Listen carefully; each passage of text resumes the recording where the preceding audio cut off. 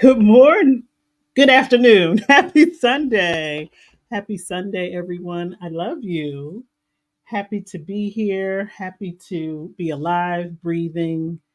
Um, let me, hi, my love.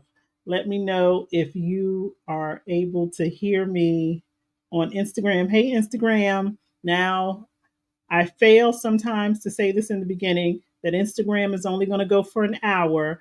I intend not to go that long today, but I always say that.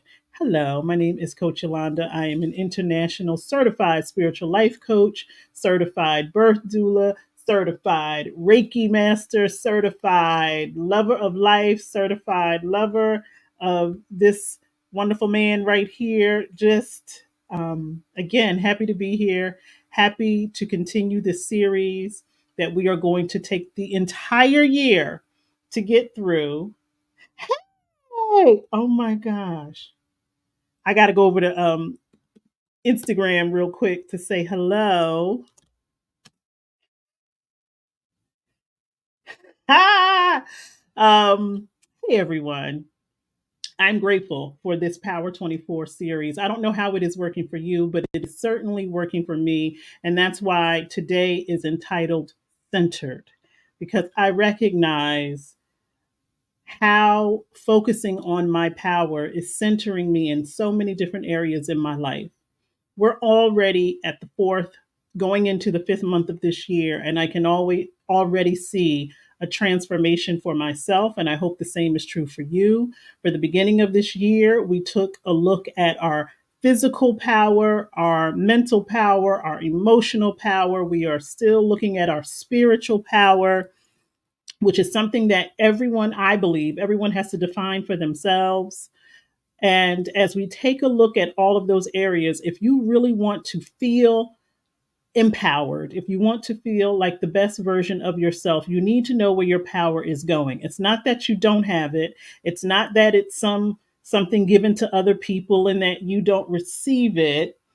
It is absolutely something that is given to you. It forced you into this physical existence. It is present still. There are just times when we give our power to so many different other things and we don't internalize and connect with the power that we have. And so, from the beginning of this year, we started to look at, well, where is my power going physically? I know for me, a lot of my power physically is spent on restoring myself, which means I'm out of shape. I got to get into better physical shape so that it's not taking me so much time sleeping, restoring, resting my brain, resting everything. And when I don't feel my best physically, it affects me, as I'm sure it does for many of us. It affects me emotionally and mentally.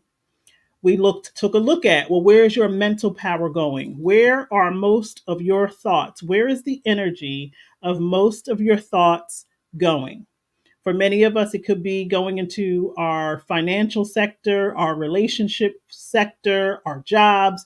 Where are you, what are you thinking about most of the time? If you're having recurring thoughts and they are interfering with the life that you would like to lead, you need to be aware of that.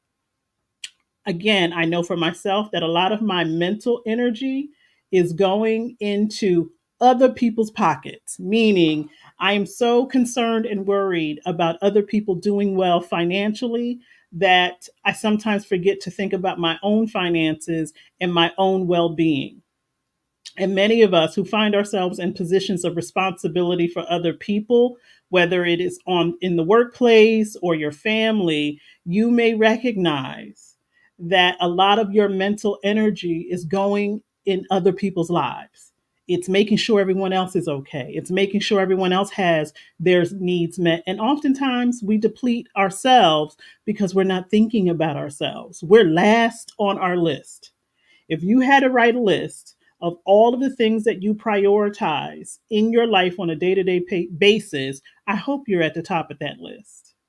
Certainly, we always give grace for those of us who are in positions where we are responsible for the well being of others, whether you are in a caregiver role for someone in your life of course, your mental energy is going to be going into to those places and spaces. How could it not? And so give yourself grace if you take a list of what's a priority in your life, and you might be number three, you might be number four, you might be number five, you might not even be on the list because you have a huge responsibility in making sure that the people that you care for are well. I would never tell anybody to shirk that responsibility. I've been in that place myself. Doesn't mean that I would always be in that place. So there was always a plan. But if you find yourself in that place right now, do the best you can in terms of saving yourself some time and some space to think about your well-being and how you're doing. And that's a great segue into your emotional power.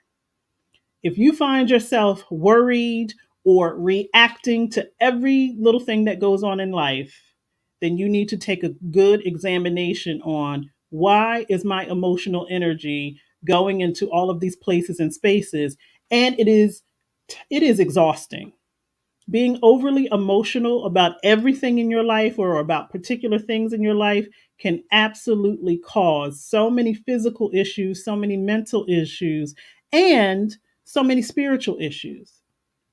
So, those are all of the things that we were doing in January, February, March. Here we find ourselves in April, and we are in the spiritual arena of our well being. And so last week we talked about, thank goodness Marissa Price was here to talk about how you transition from a toxic work environment. Marissa and Price and others are going to be having an online virtual summit about how you transition from a toxic workplace, or if you can't transition from that workplace, how do you create an environment so that that is not the be all to end all? Meaning, how do you create um, different streams of income? How do you take your side hustle and make it your main hustle? How can you plan for leaving a toxic job environment? Because we always want a plan. We love having a plan to do things. And so that's in May. I will have a link in my bio on Instagram and I believe so on Facebook and on YouTube very shortly. I'm so grateful that Marissa joined us last week because it really gave us a chance to talk about, and she was so giving in sharing how she knew it was time for her to come out of that toxic work environment that she found herself in. She talked about the tools that she used, and that's what we're going to talk about today. I had an interesting week last week. It was my birthday. It was my beloved's birthday on the same day, last Tuesday. And when I tell you, we were both showered with so much love, so much affection, the gifts, the celebrations, my work family, my biological family, my beloved. I mean, there was such an outpouring of love last week that I found myself needing to process everything that was going on. And so yesterday, in full disclosure, yesterday was not a healthy day for me. It wound up being a healthy day, but initially it was not a good day. Thank you, my love. This is the famous Marissa Price of who I just spoke of. Happy Sunday to you, my dear. And again, thank you for joining us. Your presence is always so calming and you're always so forthcoming with what is going on in your life and how you are using what's going on in your life to give freedom to others. And so for me, yesterday was, I will call a day of restoration. Um, I recognized after some time yesterday, all I did was sleep. I barely ate. I just, after all of the excitement from Tuesday, Wednesday, Thursday, right around Friday, I started to not feel quite myself. And then yesterday, I just was in bed for a longer period of time than I desired to be, kind of isolated, didn't really talk to anybody on the phone, was just kind of like, and I said to myself, maybe it was too much. Maybe all of the things that went on this week were just too much and I needed to rest. And the reality is, as I was sitting outside, gathering my thoughts, processing what emotions were coming up for me, I recognized that there are parts of me. And before I share this part, this is the part of spirituality that keeps me centered and keeps me grounded, where I recognize that I have the ability. Thank you, Miss Erica. How you doing, love?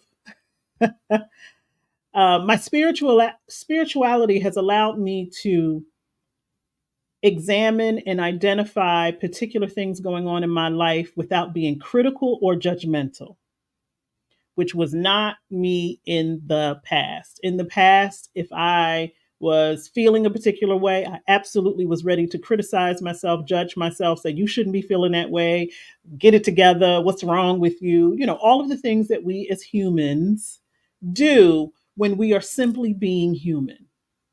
We have a human emotion, we have a human thought, we have a human behavior, and then we're ready to criticize it and judge it for being anything other than a human experience.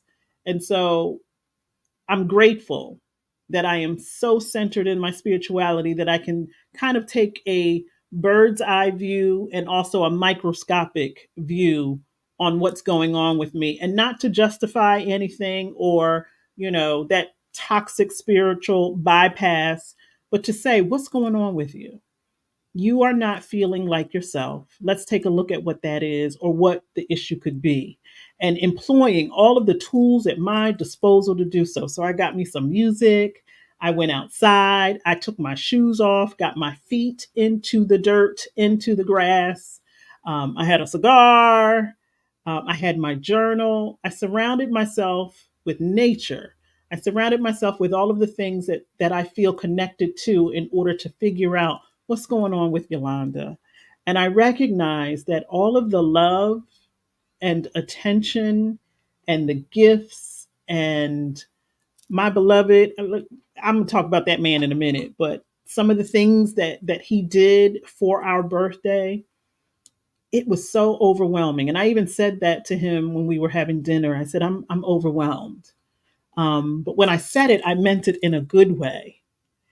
But what I recognize is that there are still parts of me, little girl Yolanda, that learned that too much of a good thing means that you are at risk of losing it.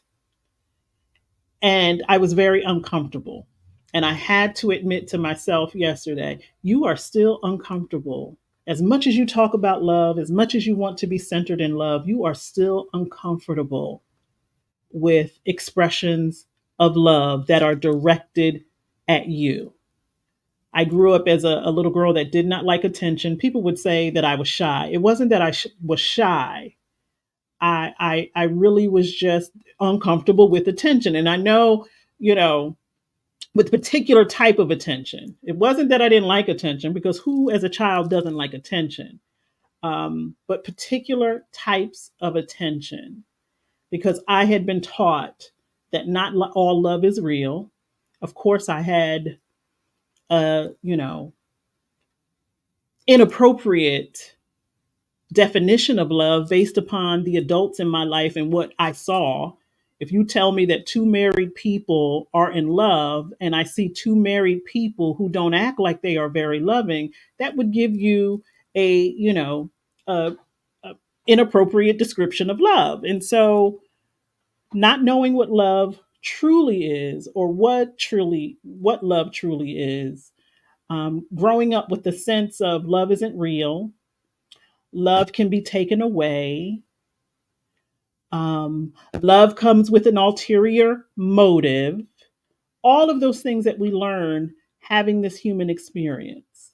And for any one of us who has experienced loss or brokenheartedness, and that would be all of us, you can start to create a belief that love is something that you should be afraid of, something you should fear, and that it's not worth the risk. And so Erica says, feeling more balanced with some grounding. Yes, listen, this is my time of year. So going outside is what I do to restore myself. Remember last week I asked the question, what do you do to settle your soul? I go outside. I'm not really able to do that in the winter months, but this time of year, all the time. And yeah, you know how you can start to feel uncomfortable with too much attention, too much love. Your brain starts to create this story of, what do people want from me? What is my responsibility? Are they true? Are they real? And I recognize that there are still parts of me that are, as much as I love, there are still parts of me that are uncomfortable with too much love. And I don't believe there is such a thing, but and I do believe that I have a core belief that too much is too risky, particularly because of the trauma of, losing my parents, losing my son. It's like when you love someone deeply and you have those scars, internal scars that come attached with the love that you have now lost, you can start to create walls where your heart should be open.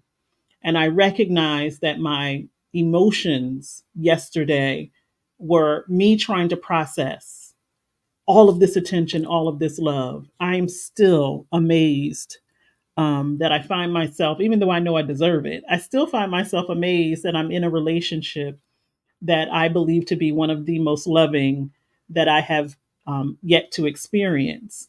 And so it was a lot. It was a lot, and it was all good. And I don't mean to say this for anybody to pull back on the love. No, this is me saying I have got to learn to be more comfortable with the love that is provided so freely, not expected, overwhelmed in a good sense, that, oh my goodness, there is this much love in the universe and I get to be a part of it.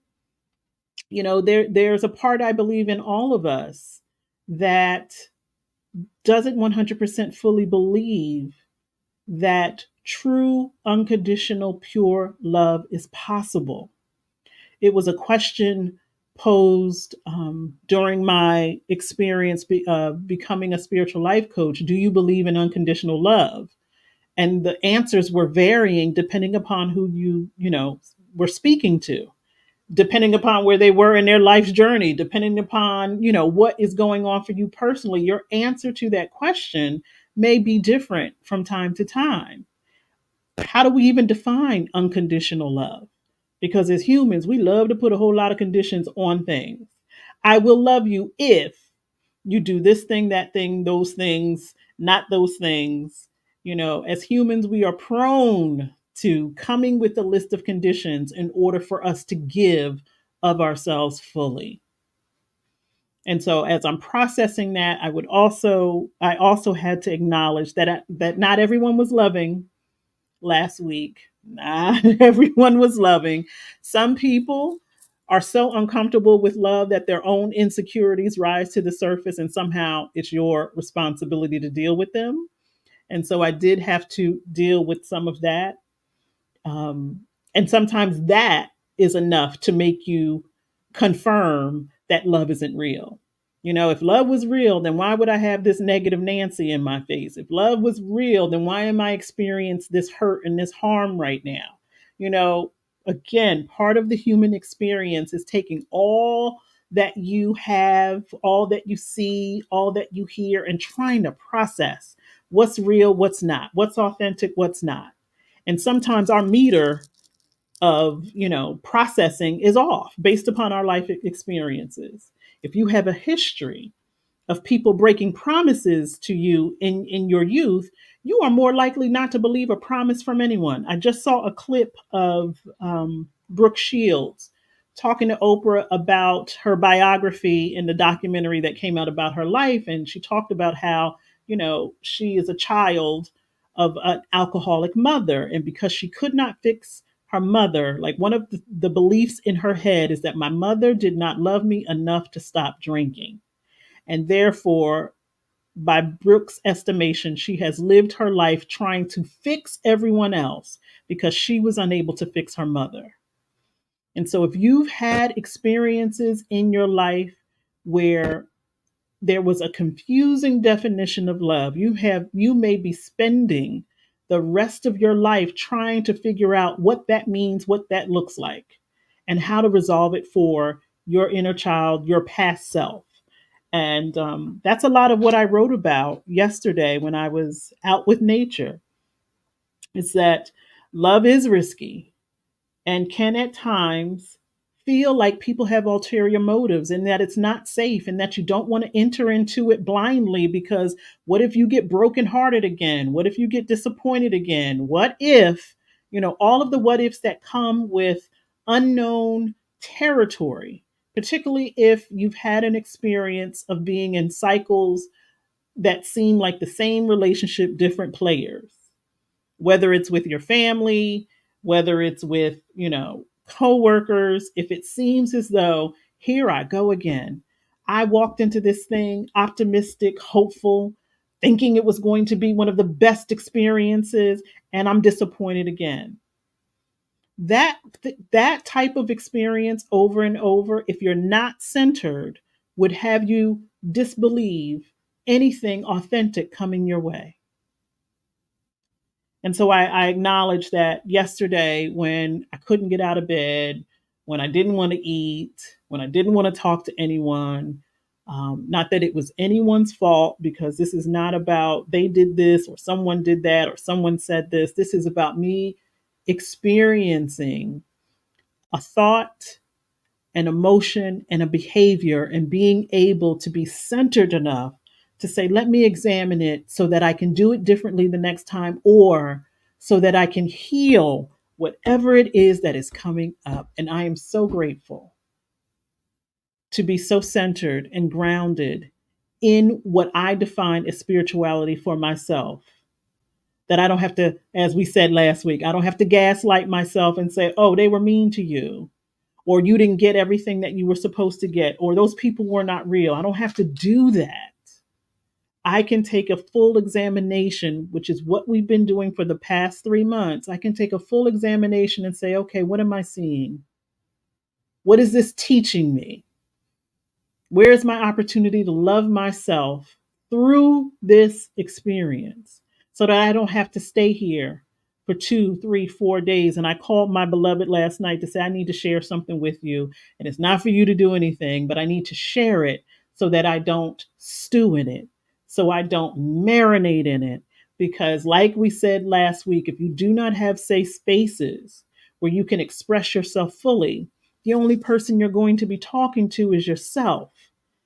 And that burden of carrying around heaviness without somewhere to let it loose, let it flow, is why we lose so many people, because there's something going on internally that doesn't have an outward expression, that doesn't have an outlet.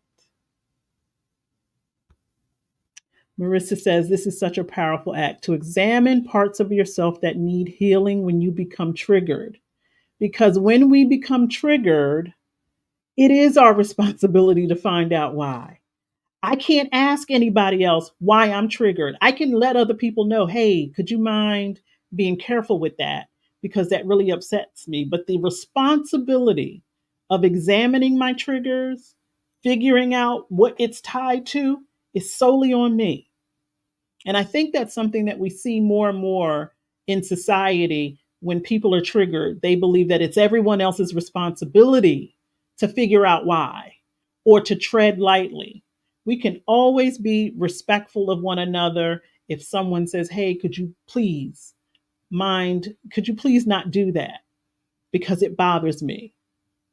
But if you are not willing to take a look at why it bothers you, so that you can heal it, then it will always be everyone else's responsibility to do that work for you. My healing is my responsibility. It is not for the world to walk on eggshells so that I can make it through. It is for me to participate in the world in such a way that I am mindful of my thoughts, my feelings, and my behavior. And I am grateful that my connection to myself and to the universe through spirituality is how I have chosen to do it.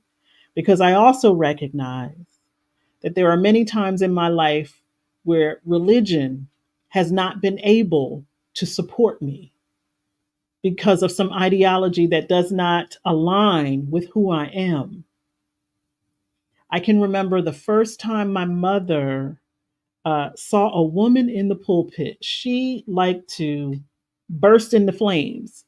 Because growing up in the South, growing up as a Southern Baptist, you were not going to see a woman in the pulpit taking a position of power. And so I remember her reaction to seeing a woman and thinking, well, what's so wrong about a woman being, why can't women be in a position of authority? And do you know that it's still a standard practice in many religions today where women are not thought to be enough to be in a position of power, to be in a position to have a direct line to God? Some people still question whether women, it's mind blowing to me. So I can't look to that type of religion to support me when in many ways it is showing me that it is part of this same patriarchal farce that we all have been living under. But my spirituality supersedes all of that ideology, all of that rhetoric, all of that separation. As they say, the most segregated place on Sunday is in church because you got that religion over there and that religion over there, and no one is really worshiping together if you're not a part of my crew and I'm not a part of your crew. For me, religion has given me foundation and structure and tools that I don't believe that I would have had otherwise. But in many instances, when it comes to healing parts of me, religion has failed me every single time. But my connection to all things through what I define as spirituality allows me to see myself when I need to see myself, if that makes sense. Like, yeah, because my healing is my responsibility. I can't wait for somebody else to do it for me.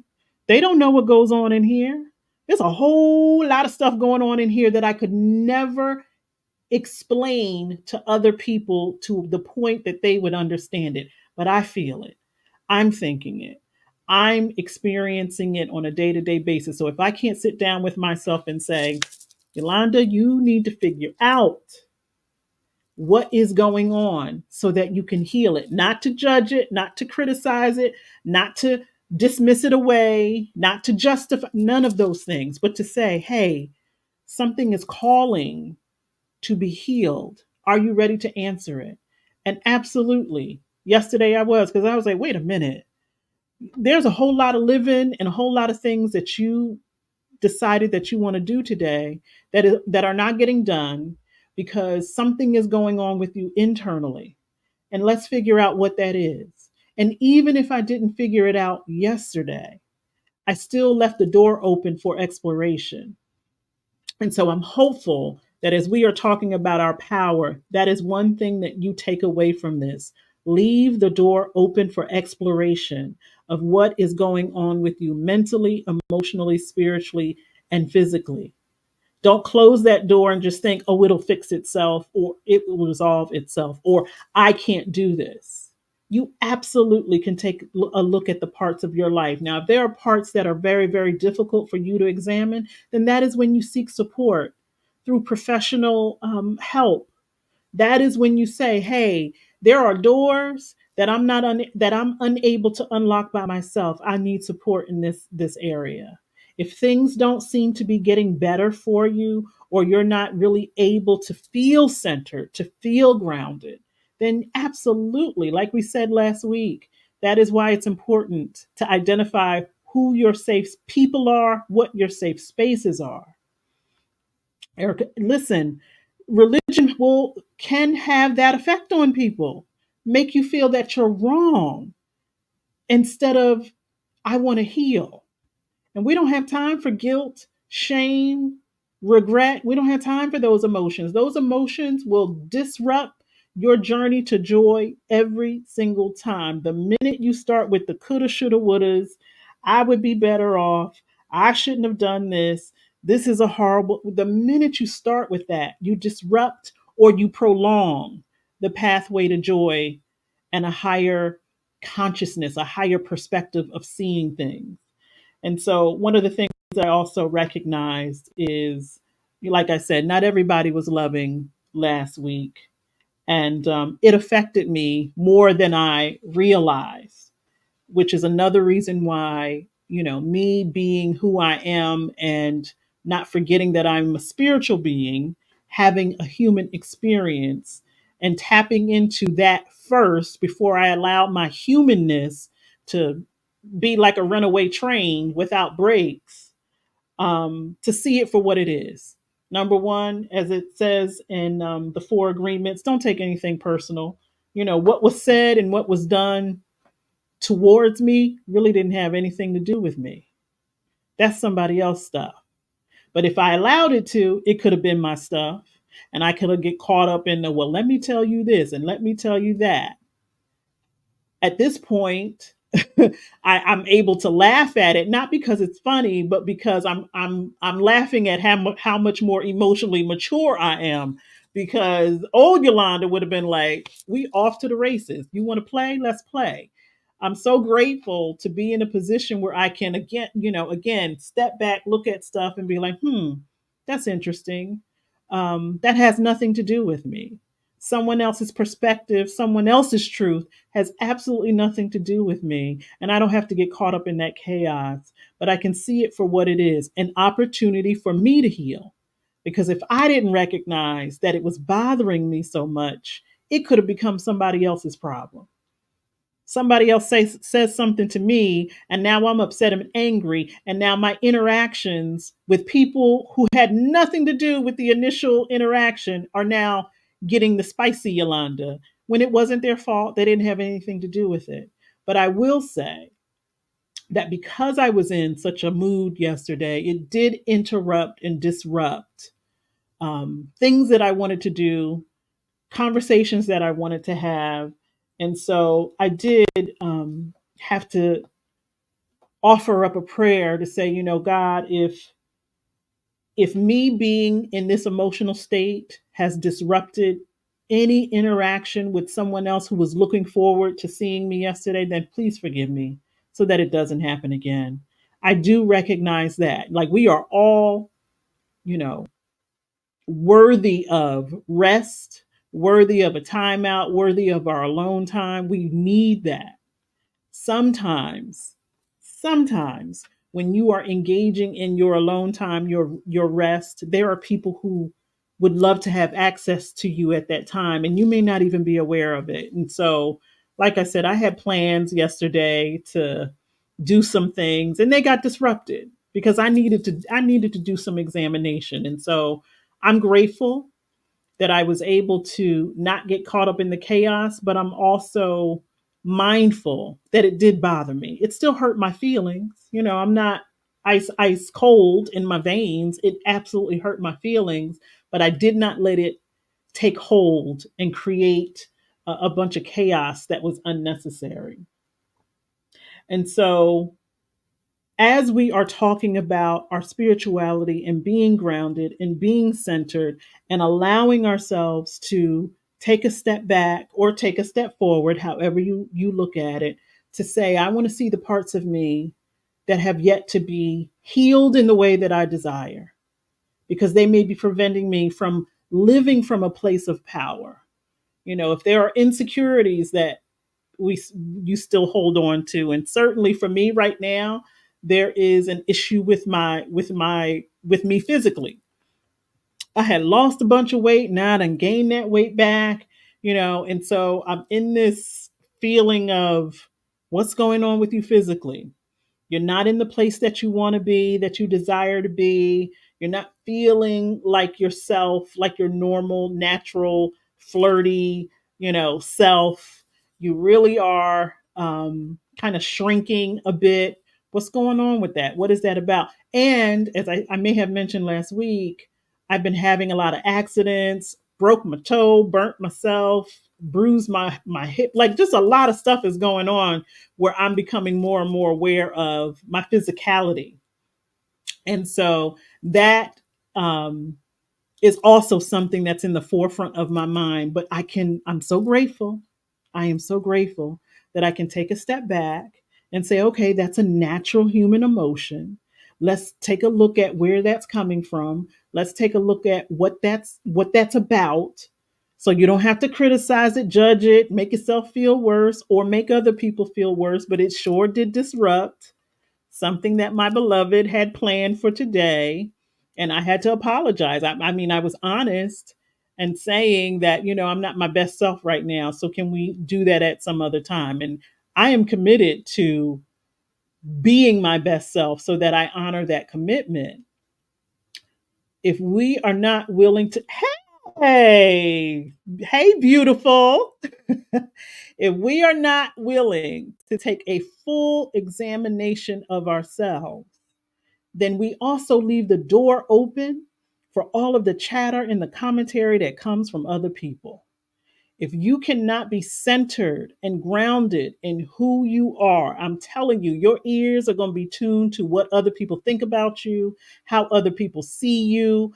You're going to over examine and analyze how they're treating you. And that is going to become the commentary about how you feel about yourself. We cannot let other people's commentary become our commentary of how we feel about ourselves. Mm. Being curious instead of judgmental about what I'm feeling has been a game changer. Is it not? Is it not? Like, I really want to know if there is a person on the planet that I want to know intimately, it's me. I want to know everything about me that I can, but not so that I judge it and criticize it. And I'm certainly not leaving the door open for anybody else to do that either. So I have to be willing to say, you know what, Yolanda, you was really nasty to so and so the other day. What's that about? That's not who you want to be. That's not your version of yourself that you want to put out into the world. God didn't create you to be a nasty monster. So what's up with that? My beloved and I were having a conversation about being petty. And oh my goodness, I used to say that I love to live on I lived on Petty Lane. Like, being petty was like a sport. I am now at a point in my emotional maturity that it's not even fun anymore. It's not fun when I see other people engage in being petty and trying to get your lick back and all of that. Why? Because I had to take an examination of saying, you know what, every time you open your mouth, every time you create a thought, every time you behave a particular way, you are displaying what you believe about yourself, what you believe about the God that you say you love. It's on full display. So when I see people acting up, acting out, it's not to criticize and judge. It's something else is going on there that they have yet to take an examination about. When we see people wigging out in public, it's like it's not about the French fries being cold. It's not about the drink having too much ice. It's not about wanting the window seat on the airplane. It's just something else that is unhealed, hasn't been resolved, and someone hasn't taken a self-examination about. And I have found myself in those positions where I may have missed a flight because they had the wrong gate, or somebody didn't give me my order wasn't right, and you can feel your spirit feeling like, here I go being disrespected again. I got to do something about that. Here I go, feeling like I felt when I was younger. And I saw a gentleman the other day talking about this, because we think it's the thing right there. It's all the things that you have experienced in your life that have yet to be unhealed that are coming to the surface. So when somebody looks at you a certain way and you're ready to pop off and cuss them out, it's not about the way they looked at you. It's about all those other times that you probably were disrespected, that you probably were disregarded, that you probably were unappreciated, that you have not healed yet, that are now ready to come out, claws out, to resolve this current, disrespect. And I'm so grateful to be in an emotional, mature space that even when someone has twisted something inside of me that they shouldn't even touch, that I do not have to respond in an ugly way. I am so proud of myself. I'm an Aries woman. We got a lot of fire. I'm so grateful that I have not burned anyone in a very, very long time. And that is what being centered and grounded does for me. I caught myself the other day at work. Somebody somebody said something, and my response came out unfiltered. And then I said, "Forgive me." I told myself this morning that my intention was not to complain, was not to, get upset about things that have any control over. And I just lost that. And they were like, "No, it's all right." I said, "No, it's not all right. It's not okay." Because if I intend to be a particular way and I don't live up to that intention, then I want to ask for forgiveness. I want that to be a regular habit in my life. For those of us who say we want to walk the walk that Jesus has walked, for those of us who say we want to walk a particular type of way, then you got to be willing to take a look at yourself, all of those unhealed parts, and say, "I'm ready to do something about that." Continue to show me where growth is possible. Because that is one of the most beautiful things about identifying the unhealed parts of yourself, that there is an opportunity for you to grow. There's an opportunity for you to love yourself greater. There's an opportunity for you to heal something. And so I'm grateful that that little girl who thought that love wasn't real, who had, inappropriate, incorrect definitions of love, gets to see love in its truest form, and she doesn't have to be afraid of it. And I had to tell her that yesterday. Listen, this is my journal writing from yesterday, and I had to write her a letter to say, "Listen, girl, this is the real deal. This is what it feels like. It may be unfamiliar to you, but you can't be running and ready to shrink and hide every time somebody wants to love you, every time somebody wants to be nice to you, every time someone wants to be kind to you. You cannot take old past hurt and disrupt what is being given to you in the present, the here and now." And even if 10 years from now, 5 years from now, however long, you discover that this was not your only lesson in love, you still have to say, "I received it in the energy that I thought that it was given." You know how we take past relationships and then when they, end, we somehow want to recreate history. Like we forget that we loved those people at that particular time. And all we want to focus on is what went wrong. How did the breakup happen? You can't negate that at one time you were open to receiving the love in the way that you thought and you believed that it was given, even if you found out later it wasn't. And how many times do we blame ourselves for other people's inappropriate expressions of love? I'll say it that way. I'm grateful for every romantic relationship I've ever been with, the good and the bad. When it was good, it was good. When it was bad, it was bad. But I learned something in both of those experiences. And I'm not going to criticize and judge and only look at the bad parts, because what purpose would that serve? That would be me telling me that I don't know what love is, that I was a fool. And I don't want to walk around with that commentary in my head. If I believed at that time that it was real, then it was real. If I learned later that it wasn't, then it wasn't. But it doesn't negate the frame of mind and consciousness that I was in at that point in time when I had the best of intentions for both of us. Now, if I didn't have the best of intentions for both of us, then I got to own up to that too.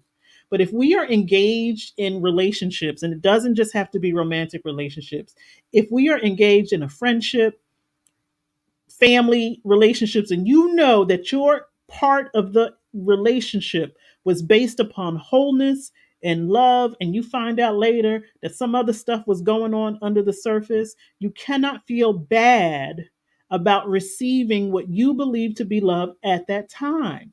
You can look at it and say, "Okay, I may have ignored some red flags.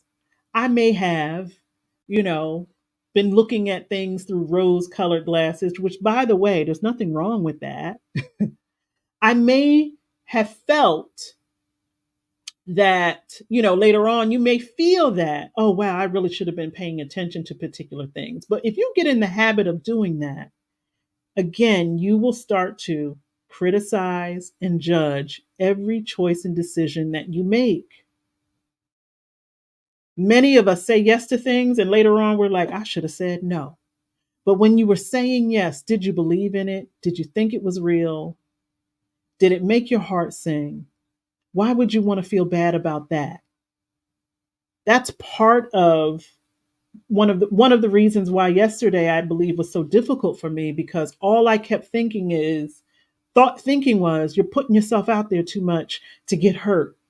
What if those people that were loving on you were only doing that because you offer something that they need? That was the commentary that was going on yesterday. I'm like, this doesn't even serve any purpose. This really serves no purpose for me to be thinking of myself in that way. Are my intentions pure? Am I loving people based upon, the goodness that I see in life? Because if that is, then I can be okay with whatever happens later.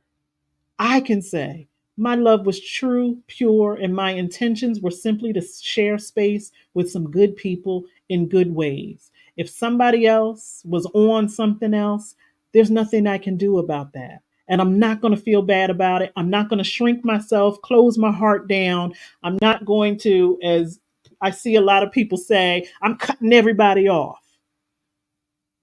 All of that cutting off, you're going to find yourself alone. And you may say to yourself, well, I'd rather be alone. Being alone was never in the original design for any single one of us. I hope we recognize and realize that as humans. Being alone was never in the original design. If it were, there wouldn't be billions of us who have walked, trillions of us who have walked this planet. If we were supposed to be by ourselves and not connected to one another, we would not be in existence. There would be no need for us. There would be no need for our hearts to feel things so deeply and so profoundly. And so instead of employing, now I'm just cutting everybody off, how about you take some self examination on who you are, what your intentions are? Are you centered in who you are so that you don't have to wait for other people to tell you or demonstrate it or tell you what you're worthy of or tell you what you deserve? You have to know it for yourself. And for me, being fully operational in a spiritual life is what has allowed me to remain connected. I had no idea the doors that would fly open for me when I have taken intentional steps to remain connected to all things. And as I was sitting outside yesterday, and I was laying on a hammock that my beloved bought for me for Christmas, and I recognized that it was positioned between the glowing moon, and this was about, I'd say, 6 o'clock last night. I was right between the moon and the sun. The sun was descending, the moon was ascending, and here I am laying in between both of them. And I'm thinking to myself, how dare you think that you are disconnected from anything in this universe when you have the opportunity to literally lay on your back, look up, and see parts of the universe that you will never visit? Because I'm not going to the moon. I don't care how much they say it's fun I'm not going to the moon. None of us are going to the sun. And yet here I am positioned between the two. I've got my beautiful tree blowing in the breeze.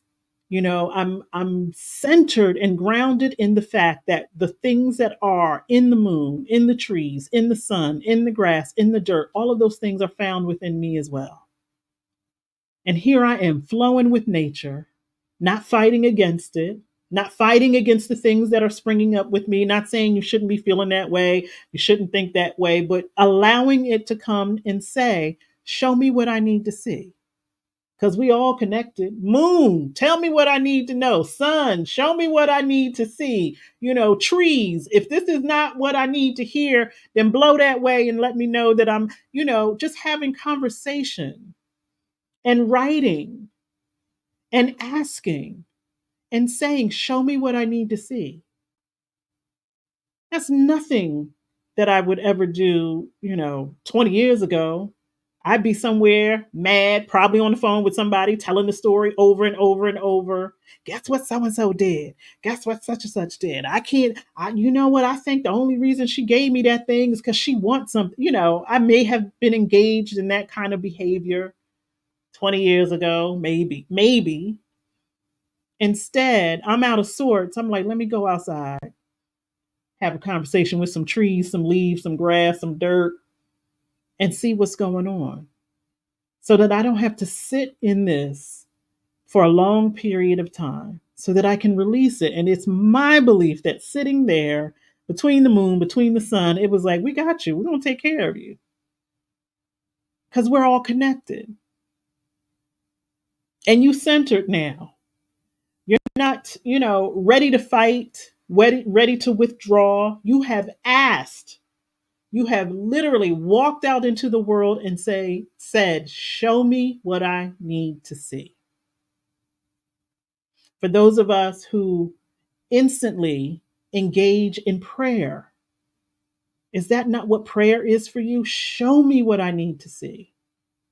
I'm not hiding from who I am or what I'm going through or what I'm experiencing because we hide with one another as humans. We hide from one another. You can't hide from the creator. You can't hide from the universe. You can't hide from nature. When you're flowing with it and saying, show me who I am. And again, part of my prayer yesterday was if there are parts of me that are so unhealed that it is getting in the way of me receiving all of the love that God has created for me, then please show me those parts. Please show me where those parts are because I'm willing to go there and ask the questions that I need to ask so that I can restore myself and get to the business of what I'm here for. And that's the flow with the spirit that is within me, that has been given to me. That is me coming from a position and place of power and not insecurity and fear where I'm looking for everybody else, like you said, sis, to validate me or tell me who I am. I don't need anybody to tell me who I am. I've already been told. I don't need anybody to confirm me. I've already been confirmed. I don't need to wait until I hear from particular people to decide what it is that I need to do in my life. I'm going to go where I'm not putting God out. I'm not leaving that out. I'm connected. And it's my belief that when we are out of balance, out of sorts, unable to be certain about who we are, it's because we're disconnected to the natural flow of this universe. And when we start to deny or we're unwilling to acknowledge parts of ourselves are unhealed, we're disrupting the natural energy of the universe. You got to be willing to say, hey, something's going on here, and I'm willing to take a look at what it is. So many gems, and I'm telling you, as I'm writing and the wind would pick up, I was like, okay, I must be on the right track. And then I was trying to light my cigar and the wind quieted down. I was like, thank you. Let me partake of this, to also ease my mind. Let me let me be guided in what I'm supposed to do. And it was so interesting as the music was playing. It was just playing. I hadn't selected anything, but every single song that started playing had a message. And one of the songs, I believe, it was by Sir. I think the name of the song is "I'm Not Perfect," and there was a line that I wrote down, and it's a great song. The lyrics in that song are just really, really mwah.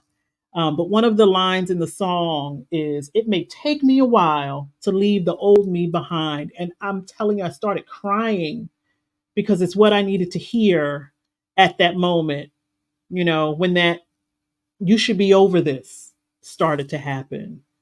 Because, like I said, not everybody was nice. And I'm starting to tell myself, you should be over this. This shouldn't bother you that much. And then I hear this line in the song. It's like, it may take me a while to leave the old me behind. And I took that as a message of, it's okay if old stuff is there. It's going to take a while and some time and some to heal. It takes time to heal. So if old feelings, old thoughts, old behaviors come up, acknowledge it and say, you know what? It's taken some time. I'm glad that I can see it.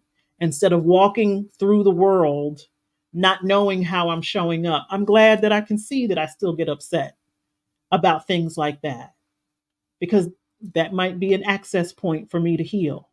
That's an opportunity for me to grow. That's an opportunity for me to learn how to love myself and other people differently. Hey, Giselle, how are you, my love? Peace and blessings to you, Sister Roxanne. Roxanne. And so, as we continue to take an examination on our connection to spirit, I wanted to share one of the things that I'm not saying that I use this every day, because I don't. And Instagram, don't forget, you're going to time out in 4 minutes. If you want to see the rest, if we go over an hour, then I'd suggest you hop on YouTube under Coach Yolanda. Um, One of the things that I've used when I was coaching one on one is this form. Now, you may not be able to see it, but as long as I can see it, I can talk about how I would support clients in creating a daily practices list. And this was something that I would ask people, particularly those people that I knew were not going to do it. That's why it's in worksheet form.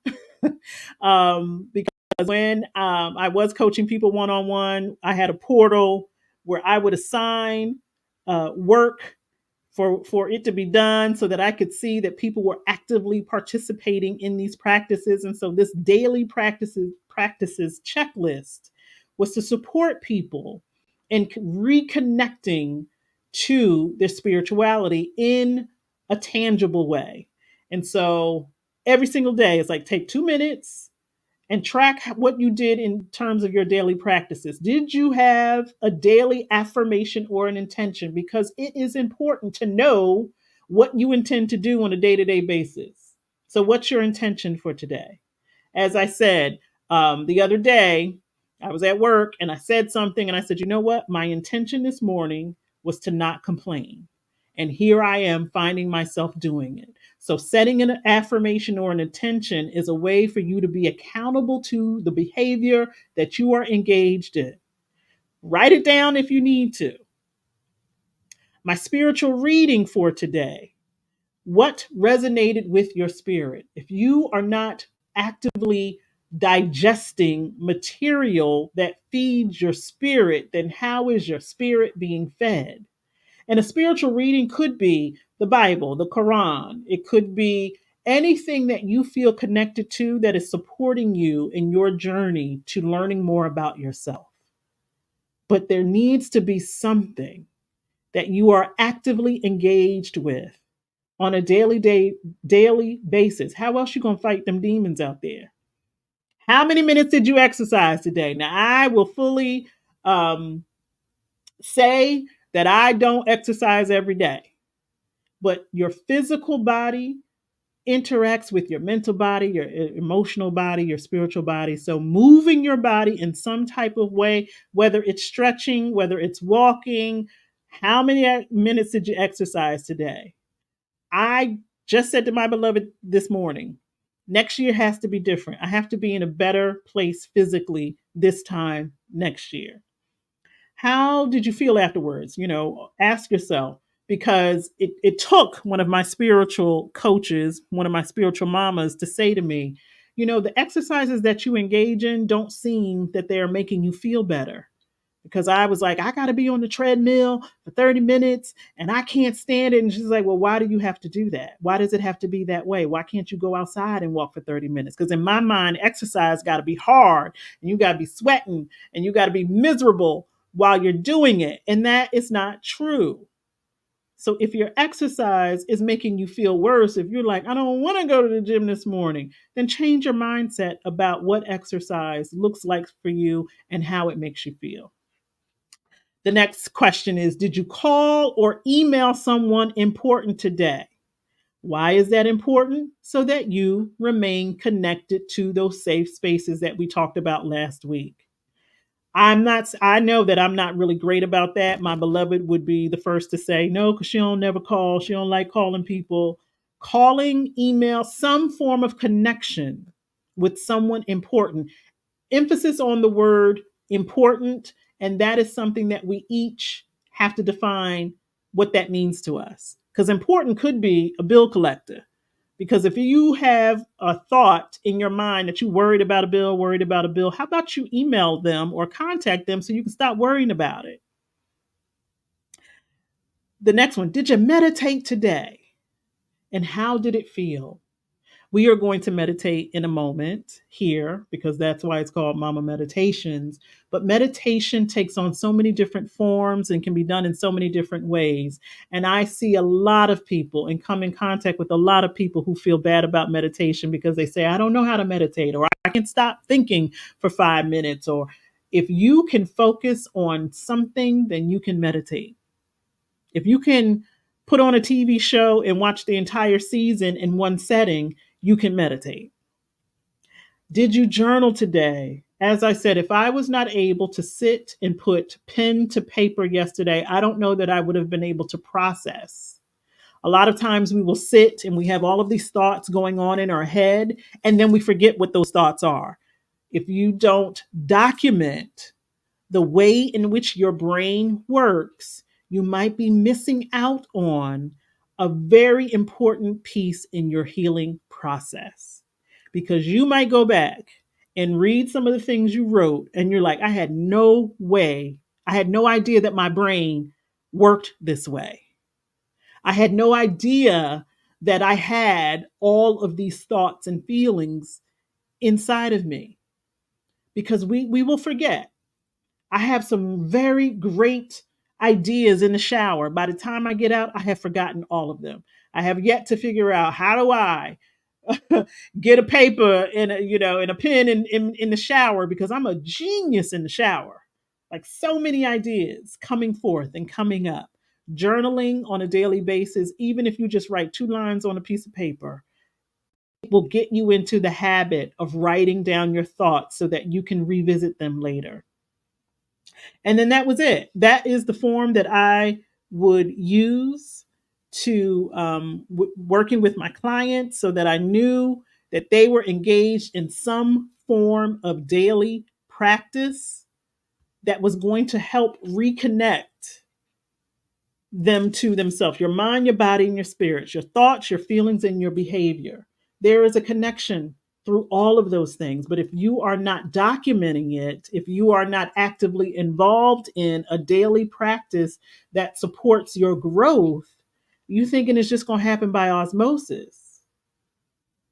You think it's just going to happen because lighting some sage or lighting a candle or saying some words.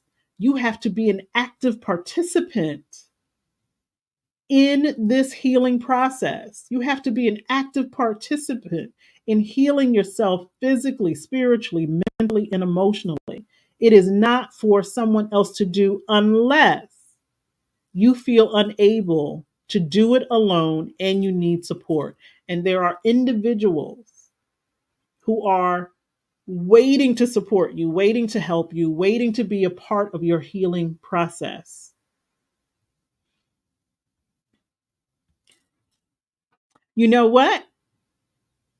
I can send it to you. Let me figure out how I'm going to do that. I'm probably going to put it somewhere where you can download it. I have no qualms about sharing that worksheet because it really keeps you accountable. And again, not to criticize or judge yourself, but so that you can see, well, what the heck am I doing with my time? And that's the other thing. People say, well, I don't have time to do all that. You don't have time to heal yourself? My gosh. My goodness, my gosh. Oh, that makes me want to cry. If we don't have time to invest in ourselves, then what are we doing? There cannot be anything more important than you investing in you in some shape, some form. Something has to be going on.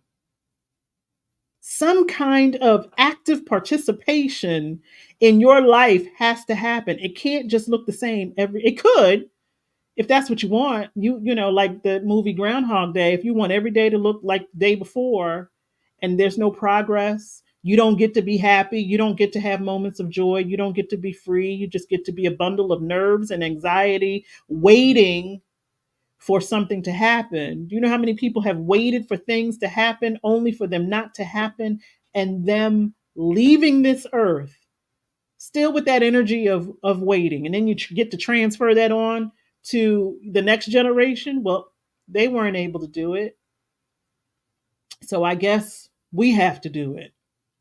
The one thing I do not want my children to have to burden themselves with is healing the things that I was unable to heal for myself. I don't want my children, whew, surrounding my body after I've taken my last breath saying, Mommy, we're going to do all of the things that you didn't get to do.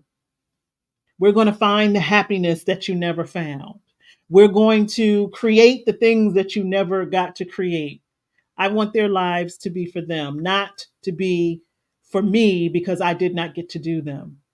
Because I've done that. You know, I know that there were things that my mother never got to experience and never did, and they were motivation for me to do them now instead of saying, oh, when I get this or when I get that, then, ooh, whoa, now that's powerful. Being a shell of nothingness when that is not how we were created. And I'm telling y'all, yesterday, as I'm looking at the moon and I'm looking at the sun, and I'm like, what a privilege to just be in the midst of such powerful company. I got the moon on my left, I got the sun on my right. I got stars that are, that I'm starting to see above me. I'm sitting out here in my hammock feeling weightless and feeling like, yeah, we all are great. I am as great as the moon. I am as great as the sun. Why would I think anything different? They can see me, I can see them. And they're probably looking at me like, wow, she's great. I'm going to shine brighter just for her. And the sun probably was like, wow, I can't wait till I get to shine on her again. Because she's so appreciative of our power and she recognizes the power that she has in herself. And that is all that I want for any single one of us to recognize the unique power that each and every single one of us possesses, and that we are a part of the great design. We're not an antidote that just got added in later. It's like let's have these planets and solar systems and this and that, and let's put some people in there too. No, we are part of the grand great divine plan, and we have to start acting as if we know it. We have to start acting as if we know it. One of the things that I wrote down yesterday is, how would you allow yourself to flow with nature? And when I say nature, I mean all living things, all things, whether it's a rock, a tree, me, you. How are you going to remain connected? How are you going to flow with? And I started to think, does anything go against the flow of nature? And the only thing that I could come up with was salmon who like to swim upstream. While the stream is going this way, the salmon are like, no, we got to go back that way. And so I needed to research that. I'm like, well, why do they do that? You want to know why they do that? Because they recognize that the earth is going through its own process and they still have to be a part of it if they want their generations to continue. So if salmon want to spawn offspring, they got to swim upstream in order to do so. Imagine if they were just like, you know what, I'm just going to wait until stuff happens. The stream is not going that way. So I'm just, whatever. They're willing to go against the grain to make things happen. And they know how to do that based upon the energetic flow of the earth. You talking about being connected and they die after they spawn. It's like you talking about being connected. Even the salmon are within the natural flow of the universe. When we are not connected to ourselves and connected to one another in a healthy way, we are disrupting the natural flow of the universe. I don't want to be the one that gets called out. It's like you was down there playing games, like Mo said, being a shell of nothingness, and I done gave you all these great tools and things to work with, and you down there doubting yourself. You down there afraid. Are you crazy? You get to look at the moon and the sun at the same daggone time, and you down there trying to please, please. We have been given all that we need. All that we need. Let's start actively participating in the natural flow of the universe. And sometimes it's as simple as saying, I want to be in the flow. Like I'm tired of being tired and I want to be in the flow. I want to be in the flow. And that's essentially what I said yesterday. I was feeling out of sorts and I'm like, I don't want to have this experience for a prolonged time. So let me get back in the flow. Let me take my shoes off, put my feet in the dirt, in the grass, have Mother Earth talk to me like I need to be talked to. Let me write down what's going on in my spirit, in my head, so that I can see it. It's like, oh, the little girl in you is afraid that her heart is going to be broken. Tell her that's not what's going to happen. And even if it does happen, you have everything that you need to heal that heart. You've healed your heart 1,000 times. 1,001 ain't going to be any different. It's not going to be any different. And there will always be, always, always, always be something there to take care of you. Something is always taking care of you, whether you can feel it or not, whether it's present in your face or not. Something is taking care of you right now. You breathing and you don't even know how it's happening. It's such an involuntary thing that we all engage in, and we take it for granted until it becomes harder to do so, or until somebody, is trying to impact it. But we're always taken care of. Oof. Worrying about the past, being afraid of the past, letting the past lead us and guide us. We got too much greatness going on within us to be distracted or to be delayed because we don't want to heal our past. We don't want to heal it. We don't want to look at it. We don't want to examine it, or we want to put it off on somebody else. Well, mommy didn't do this, daddy didn't do that. This person did this person did that. I'm not saying they didn't, but what are you going to do about it? How are you going to heal that for yourself so that it doesn't disrupt you recognizing, identifying, and operating from your place of power? Now would be a good time to meditate. Oh, before we get there, I'm going to put my email address up. If I fail to figure out how to post that daily practices checklist, just email me, ask me for it, and I'll email it to you because I may forget. And I got a lot going on this week. April, for those of you who may be unfamiliar, is Autism Acceptance Month. And for many years, I kind of took myself out of that place. When Isaiah passed away, for those of you who don't know, Isaiah had autism. And so for many years past his transition, I kind of took myself out of that place. Well, we are doing it or celebrating it or acknowledging it this week at the center. And so there's a lot going on this week. So I could forget. April is a very, very busy month. There were birthdays, there's autism, there's what else?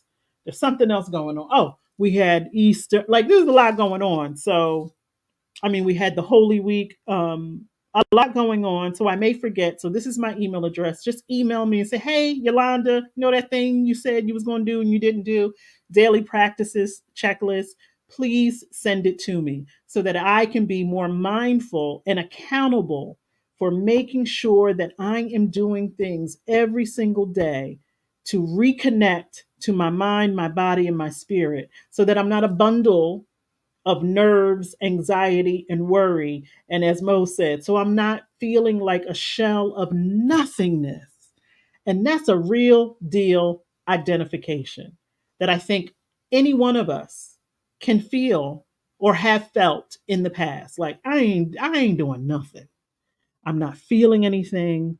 I can barely think of anything. All I'm doing is watching other people live their life and wondering why my life doesn't look that way. I'm not fully participating.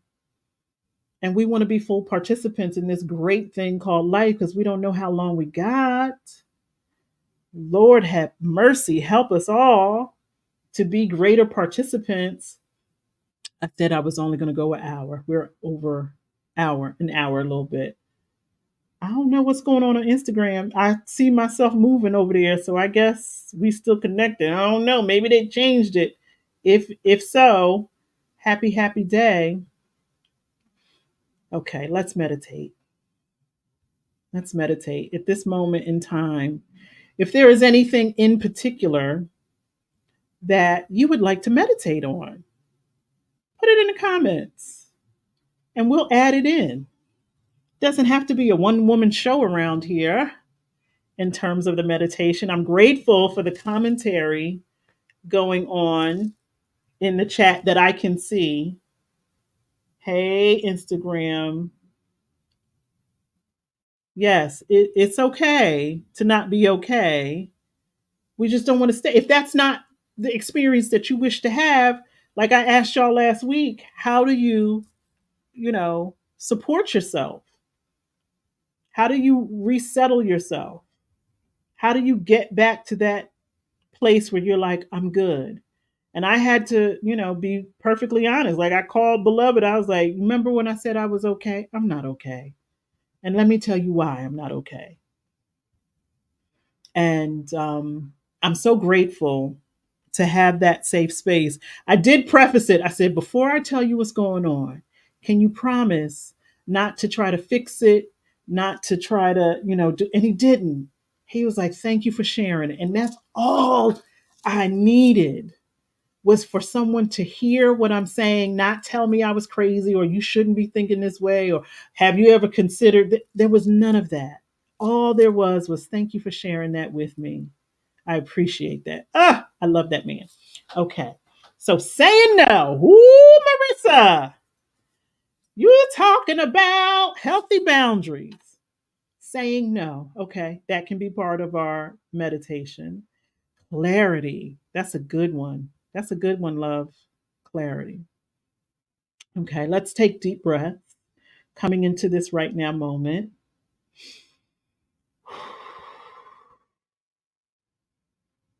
Mm. So what I'm hearing right now that those two things are the same thing. Saying no and clarity are the same thing, and I'll say why in a minute. So y'all hit on the same thing. If there's anything else, just let me know. Coming into this moment, we're looking at two people who are not in close proximity to each other have come up with the same thing. So if that is in the atmosphere, then I know it is not just the two. There's probably more feeling that way in this moment, this great moment, this grand moment, this blessed moment where we get to be our most authentic self.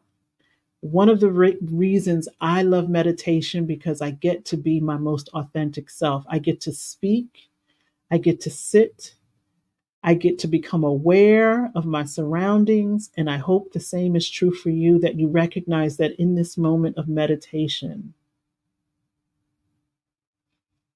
you are your most authentic self because you are allowing, you are opening, you are being obedient to the natural flow of the universe that says, come to me when you need balance, restoration. Come to me. It's what I heard yesterday. In my own moment of confusion and chaos, it's like, come to me and let me work with you. Let's work together. Let's not work against one another. I am here for you. You are here for me. We are connected. We are family. As I've heard it said before, Native Americans, indigenous peoples will say that nature is our cousin, that we were born into the same family. And if we believe that is true, and as we are a part of nature every single time we inhale and exhale, breathing in the air that is surrounding us, the the same air that has been present since the creation of the universe. This ain't no new air. This ain't no different air. This is no air being shipped in from some other place. This is all recycled ether. The same air as the great masters who have walked this earth, experiencing life as a human just as you and I, who often found themselves questioning, what do I do? Where do I go? What do I say? How much is going to be asked of me? When is it okay for me to set a boundary for myself if it impacts others in a way that I find upsetting? How can I center myself? How can I be clear in who I am and what I desire so that if I decline, if I say no, it feels like a yes to me?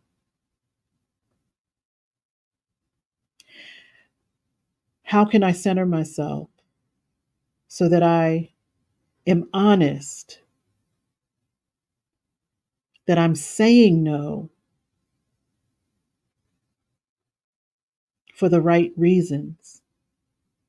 Am I saying no because I'm afraid? Am I saying no because I don't believe in myself? Or am I clear that my no is necessary for my growth, for my health, for my well being?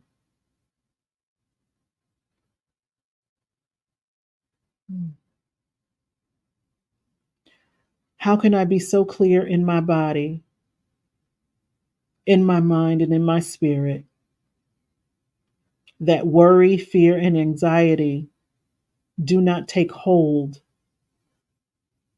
that I do not feel it in my belly, in my chest, in my shoulders, that whatever burdens that I'm creating in my mind do not become a part of my physical reality?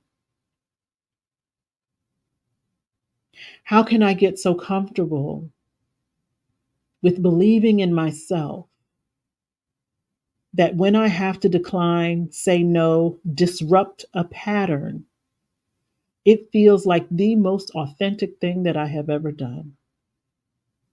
How can I resolve in my spirit those moments from my past when my no was disregarded, disrespected, ignored? Hmm. Which is why I have a difficult time saying no now. How do I resolve any issues from my past where I was the go to for everyone and I'm still living that same experience in my adulthood?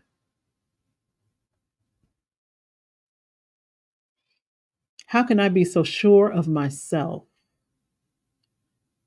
that any answer that rises to my lips and is expressed into the world, I can hold my head high and say that it is exactly what I am choosing to do based upon what is best for me in this moment? And I am open to changing my mind when and if necessary, but only if it is the best thing for my mental, emotional, spiritual, and physical well being.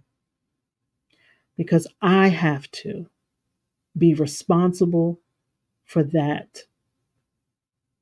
I have to be responsible for maintaining balance in my mind, in my body, and in my spirit, even if it impacts other people in ways that I do not intend. How can I release the pressure that I put on myself to overperform so that I feed those parts of myself that continuously whisper, "You're not enough. You got to show them. You got to be nice. You got to be kind. You got to show up for everyone. You can't let them down." How can I quiet those voices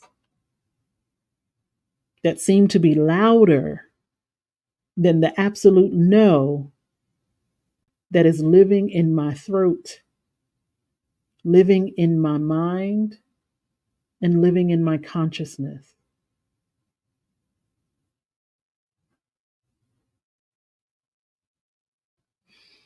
How can I create energies within me that are in full alignment with the energies of the universe?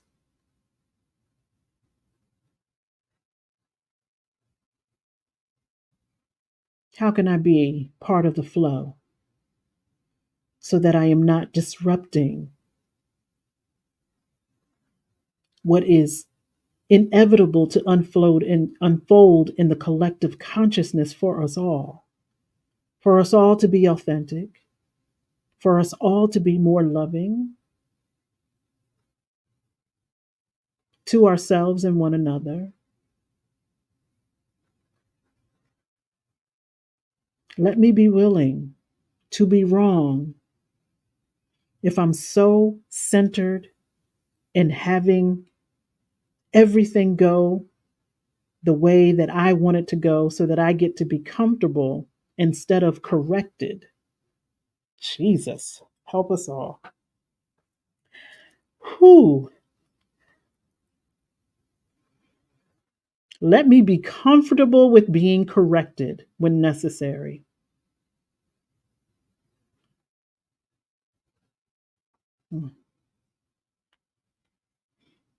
That one hit me. Let me be comfortable with being corrected when necessary. And if there are parts of me that remain unhealed, then, Creator, please show them to me. Let them be revealed. Let me see them. Let me hold them. Let me experience what I need to experience so those unhealed parts of me can receive the love, the healing that they so desperately are asking for.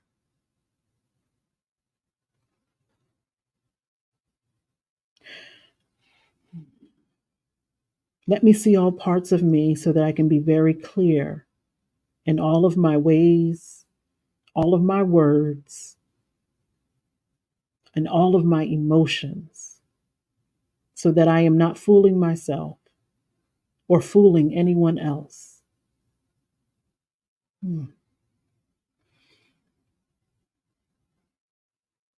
Yeah, I got to go back to that because that just let me be let me be comfortable with being corrected.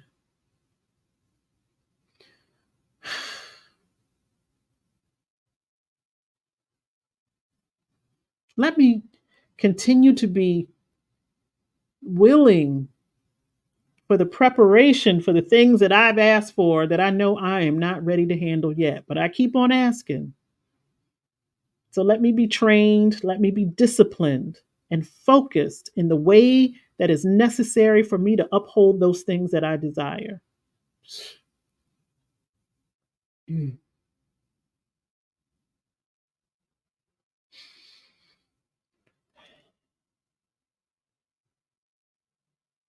I'm so grateful to be part of the original grand design, divine design of the universe, knowing that if I were not a part of it, it would not look the way that it looks. I'm so grateful that I was considered, that we are all considered part of the original design and not a footnote or something that just got sprinkled in to add a little razzmatazz, that we were part of the original contract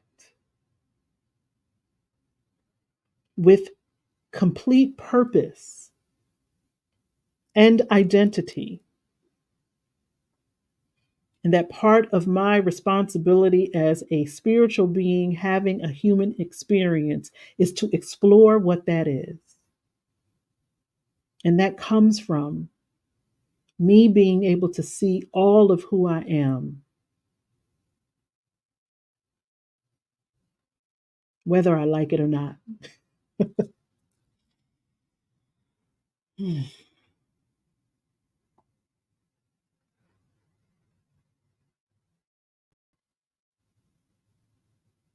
I'm grateful. I'm so grateful to be able to say I am more spiritually mature today than I was yesterday, and tomorrow I will get to be even better.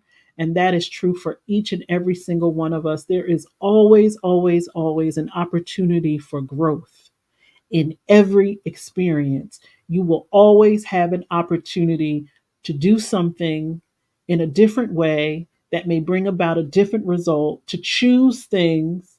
If you take one way to work every single day, you always have the choice to try another way. You never know. You might see something that you need to see. You might just keep on driving past the job like, I don't ever want to go back there again. And I'm driving for my freedom. I don't know. But there is always the divine opportunity for growth. And if we keep that in mind, when we have to do things that we are uncomfortable doing, we can say to ourselves, I don't want to have to do this, but it's going to help me grow. Who doesn't want to grow? I'm not talking about getting bigger. I'm talking about your consciousness growing to where things that used to upset you, bother you, they roll off your back. Roll off your back like water off a duck, where you're like, what is you still? I am amazed, and I know that I've done it myself, but I am amazed when I see people stuck on something that happened decades ago. I'm like, you still on that thing? Really? Like you holding on to that tight? I've done it, but I'm so proud of myself when I see my own growth. When something happens and you don't even bat an eyelash, and you're like, you know what, a year ago that would have had me in my feelings. I would have been ready to fight someone. Today doesn't bother me. Centered, grounded, just so full of knowing who you are and whose you are, to where what doesn't bother me. Not even going to respond. Yes, Miss Donna.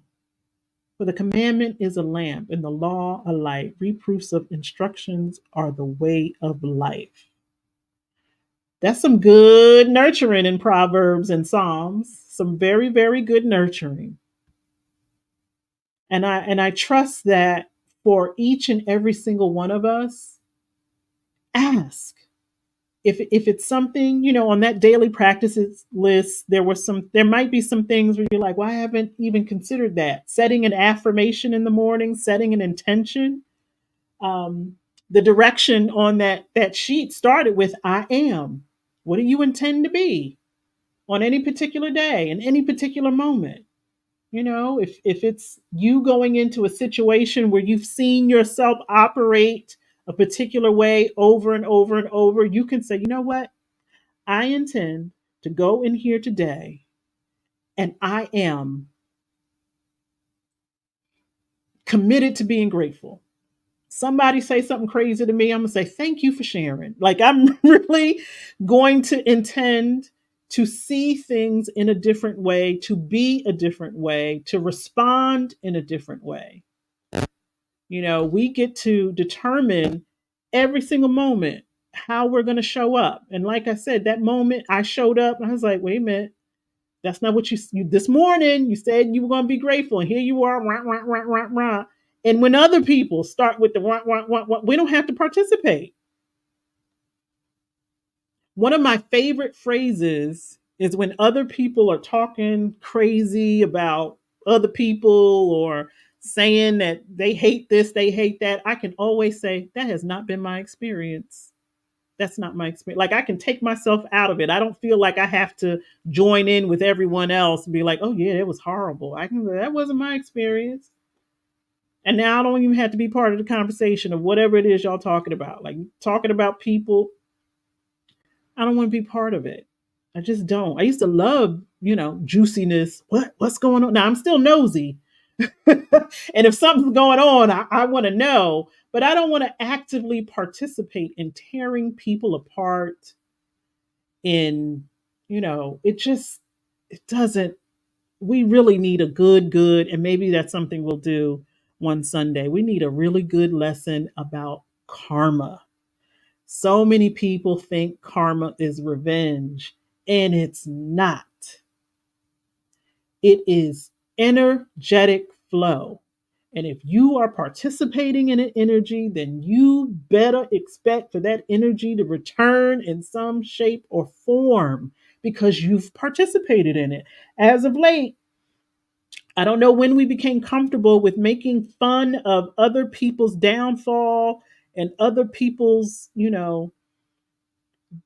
just horrible things going on, and we think it's funny and we want to make memes, and it's not going to be funny if the tables turn and someone is making fun of you when something happens in your life. We're not so far away from things that we think, oh, that's those people over there, so we can make fun of them. Just don't do it. Just watch the energy that you participate in, because you may become part of that energy, or that energy may start to live in your own life. You're making fun of people who are, not doing so well, or you're applauding someone's downfall. You can't be looking for people to feel sorry for you when there's somebody applauding for your downfall. Like you can't participate in that. I don't know when it became acceptable to just make fun of people when they're at their worst. We think people deserve to be made fun of. No one does. No one does. It's not good karma. It's not good karmic energy. So please stop thinking that karma is only for bad people, and you're gonna get your karma's gonna get you. Karma's gonna get all of us. I remember having a conversation with my daughter about that. One of my daughters about that. That even if you change your life, and this is not to scare anyone, but even if you change your life, it doesn't absolve you from the consequences of things that you may have done in your past. It's like, well, that was me 20 years ago. I'm a different person now. Yeah, but you created that energy. It's part of it. You created that energy. And there's a consequence for every action. I don't know what the consequence is going to be. We don't know, but we can't think that, well, I cleaned my life up. I'm not, I shouldn't be held to that. We all have to be held accountable for everything we say, we do, we participate in, we engage in, the things we quiet about, all of it. And so this might be, let's see, we got one more Sunday in April. So next week we're going to kind of do a review roundup. Right, right. Oops. Yeah, there's a lot of things. I'm like, yeah, I don't know if what I'm paying for, but I know I'm paying for something. I done did something in my past that I may not even be aware of. What'd you say? I swear, Mo. Listen, who you telling? I'm pulling out 2 and 3 hairs a week. That's right. That's what I get for making fun of old people when I was younger, because now I'm walking like one. Now my hip is hurting. Now my toes look crazy. All of the things that I thought was so funny when I was younger, here I am with it on my plate, so to speak. Um, I love us. I love this space. Next week, we will do a review of what we've done for the past 3 to 4 months. And then in May, you're going to need some stuff. So next week, I'm going to have a list of some things that you will need. You may already have them, but these are going to be things to take us through the month of May. I'm getting goosebumps. You can't see because I'm dark skinned, but I'm getting goosebumps thinking about. Can I also share that one of the things that I did yesterday, and I'm not telling anybody to do this, don't be saying Coach Yolanda said to do it. I did this for myself because I felt in my spirit it needed to be done. So I have an altar where I have things that you put on an altar, including things that I have been praying for, whether it's for me or for someone else. I will put it on the altar. And yesterday, I spent a lot of time in front of the altar talking to my people, letting them know that I thank them for supporting me through what I was going through yesterday, and that this is what I intend and how I intend to move forward. And I had forgotten. So I have this box on my altar where I put things in because these are the things that I don't want anybody else touching or commenting on, because my altar is out in the open, and grandbaby girl loves to go over there. I have crystals over there, and I don't mind anyone doing that. There are just particular things that I don't want anyone to touch. So I opened that box yesterday, and I remembered that I had taken, I think it was yeah, it was $1. No, $10, $1. It was $1. It was $1 that I had found, rolled it up, and put it in that box, and prayed for it to multiply. Again, I am not telling anyone to do these things. This is what I have done. But as I was sitting there in front of the altar, I'm like, I don't even remember how long I've had that dollar. And I decided at that moment yesterday, I was like, I need to burn it. I need to burn it so I can see what happens to me. So I took the dollar and I burnt it. So my relationship with money has always been a tug of war type of relationship. I love money. Money don't always love me. And then when money is loving me, I don't love money. Like, it's just this back and forth. And we just really need to go to marriage counseling. Me and money need to go to marriage counseling so that we can have a healthy relationship. And so I burned the dollar yesterday. And there's a reason I'm telling you this, but I burned it yesterday to see what would happen. And I immediately started to get anxious. I immediately was like, "Oh my God, you're burning money! How dare you?" And I was like, "You need." I needed to see that. I needed to see that my relationship with money is so funny that even if I burn a dollar or lose a dollar, it creates anxiety in me. It created anxiety in me, and what I heard was, "You are so afraid of money. You're so afraid of losing money that it has control over you in ways that are not healthy. And you're telling yourself that you're not going to be able to replace this dollar, that you're not going to be able to multiply this dollar, like this dollar is not going to be magnified." Like, I really needed to see this. And I'm not telling anybody else to do it. Now, I'm not telling anybody else to do it, but I needed to see.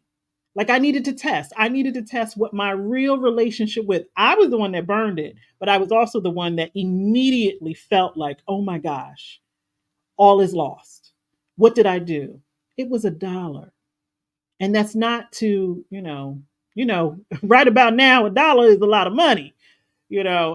Blueberries almost $6 in the daggone grocery store. So $1 is a lot of money. But the commentary that was coming up in my spirit as I watched this dollar burn, and part of me was even like, put it out, save it. Oh my gosh. Like, I was like, you needed to see that.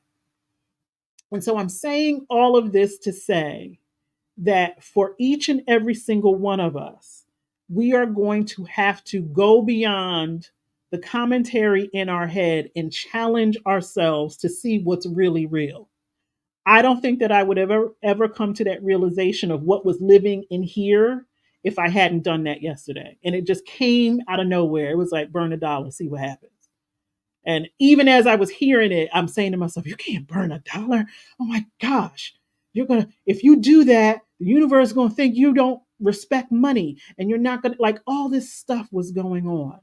So sometimes you have to challenge yourself, not in ways like walking out into traffic to see if people are gonna stop for you, like not to the point where you're gonna harm yourself or put other people in danger. But I would say to you that your spiritual journey is going to require you to shake some stuff up. I said all of that to say that. And starting in May, we're going to shake some stuff up because I think for many of us, we get comfortable. That's why that came up in meditation. Like, I got to be comfortable with being corrected because somewhere in my life, I'm not okay with being corrected.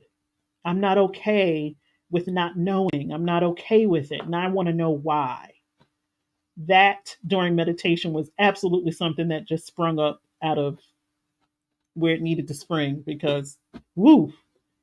Um, so let us have one more week where we review everything and then get ready for May.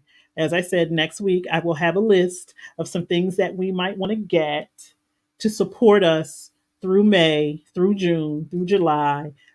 We'll see how long it takes for us to get to a particular point.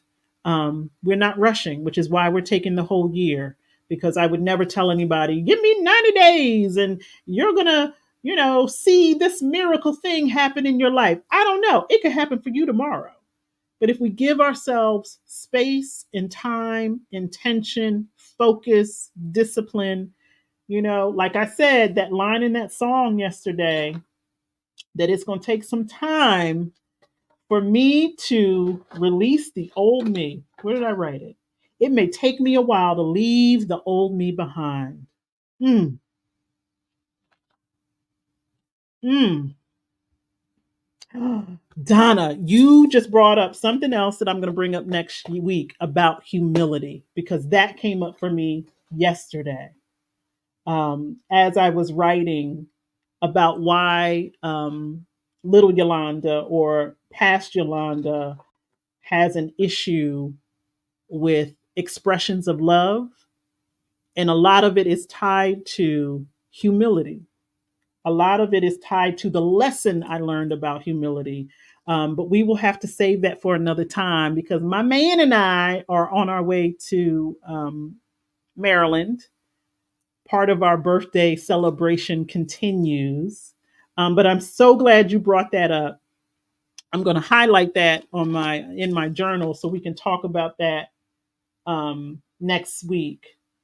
But it's interesting what we learn about humility and how it shows up for us as adults. And I think we all learn different lessons, right? We may have one definition, but I think we all have, we may all have one descriptor, but I think we all have different definitions on particular words. And so I would offer that next week we will talk a little bit about humility and how it relates to intersecting with your power. So, how do you present yourself as a powerful person, but also remain humble? It is a delicate dance. We'll talk about that next week. Um, and so, I'm grateful. I'm grateful for the space that we created today. I'm grateful for my growth. I hope that you are grateful for your own growth and recognize that whatever it is that you have to do to grow, as long as it is not harming you or harming someone else or becoming an obsession to where you can't make any moves, continue to grow, continue to heal, continue to love yourselves. I would offer that through this week, we all take a look at, are we disrupting the natural flow of nature? Are you fighting against something that you don't need to fight against? You know, sometimes we're so used to fighting. We talked about this last week, being in that survival mode. We're so used to fighting when we literally could be like, I want to be in the flow. I want to be in the natural flow of the way in which things are designed, no matter what it looks like, even if it's something that I'm unfamiliar with or can't understand. I just want to be in the flow. I don't want to be the one that gets called out and be like, what was you doing? You had instructions and you were down there doing something different. What was that? What was that? Why was that? Why was that? Again, I'm grateful for you. I'll see y'all next Sunday. Continue to be good to yourself. Continue to be good to one another. I love me. I love you. I love us. I love the space that we have created. Thank you for participating. Oh, wait, wait, wait. What you say, Roxanne? I don't go after money. Money follows me. Money seeks me somewhere out. Money wants to know if I'm not okay, okay where I am. Find her. She knows and understands our purpose. Yes. And all of those things are great in theory, but like I just said, if we all have different definitions of what money is that we may have learned from our past, then we have to dissect and you know. So thank you. And what's the book? The Purpose of Money. Y'all see that? The Purpose of Money. Somebody else said something else. You said, oh, it was you, Roxanne. Sharing is more than okay. My go to reading meditation, When I Love Myself Enough by Allison Kim McMillan. Tug of War, Hope the Sharing is okay. You are giving up some gems. At some point, because these are recorded, I'm going to have to go through and make a list of all of the recommendations that everyone makes because it's some really good stuff. Thank you for that. Thank you, my love. I appreciate that. I don't know what I was thinking. Two old people going out on a Sunday night. Like, who we think we are? We'll see how it goes. I will let you guys know next week. Again, if you would like the list that I showed today, the daily practices, that's my email address. Just email me if I forget to upload it so that you can download it. I appreciate all that everyone has offered today. Thank you so much. I love y'all. Have a great rest of your Sunday.